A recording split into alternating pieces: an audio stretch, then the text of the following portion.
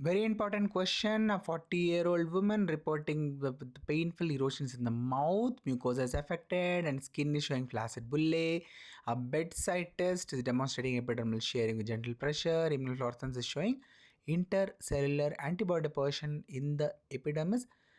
What is the antibody profile you will expect in this question is the question. First, you should know what is the diagnosis. If you have thought of the diagnosis mucocutaneous pemphigus vulgaris, you are absolutely correct. Please hit the like button. And the answer for this question is option C, desmoglein 1 and 3. Again, if you have thought of option C as the answer, please hit the like button. So explanation simply is the desmoglein 1 contributes to the blistering flaccid bullae in the skin, whereas desmoglein 3 involvement is going to produce this painful oral ulceration, right? And in this question, there is a named sign, that is a bedside test demonstrating the epidermal shearing. If you know the name of the sign, put that in the comment section. Do subscribe to this channel if you are not yet subscribed. Thank you so much. Happy learning. Bye-bye.